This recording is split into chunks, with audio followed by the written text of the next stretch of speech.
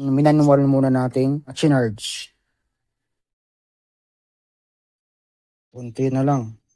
11.1 yung battery na yan.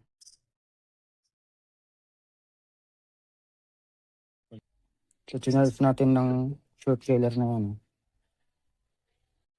Okay. So, kanina 9 volts lang to guys. Yung battery na yan. Ito, para malaman natin kung okay pa yung battery. So, minanual muna nating chinarge. Tasan natin ng konti para mas mabilis ang charging. 11.5. 12.5. Yan.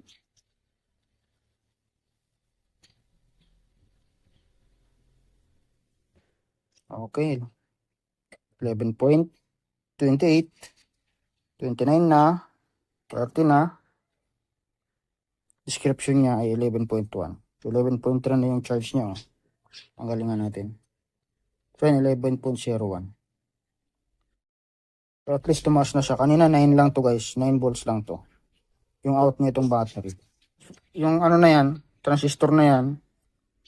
Ano lang yan, props lang yan. Nagkapitan ko lang yan ng ground na yun. Kaya nilagay ko lang yan. Pero ano yan guys, shorted yung ano na yan, transistor. Sa mga nagtatanong, walang kinalaman yan sa pag-charging natin. Tingnan mo, 11.1 na. Tanggalin natin. 11.01 na 09. Pwede na siguro yan.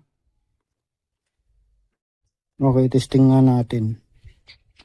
So, halos 12 volts na guys. Tanggalin natin. Actual natin ngayon. So, yan, 11.5. Actual na natin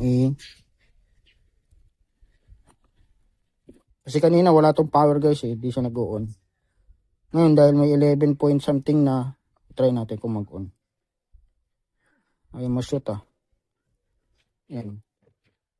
Okay, power on. Yun, nagka-display na.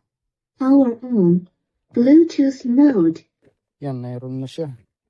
Ibig sabihin, nalubat siya dahil sa kadahilan ng hindi nakapag-charge. Hindi siya nakapag-charge. So, try natin kung ilang volts yung ano nyo. Yun, 11.45. Yan, nalubat. Ngayon, check natin ngayon kung ilang volts yung andito sa charging voltage niya. Nakabang pa pala yung ating charger. 5 volts yung ating charger. Patayin muna natin. Try natin ngayon kung ilang volts to. Dapat 12 something yan guys. Yan, 12 naman 12.4. 12.4. Try natin ulit. 12.4.25. 45. Ito. 11.5. So, sakto lang din naman ang charging voltage niya. Papasok dito sa battery. Pero, bakit ayaw pa rin mag-charge? Sakto lang din naman ang charging voltage niya. Papasok dito sa battery. Bakit kaya?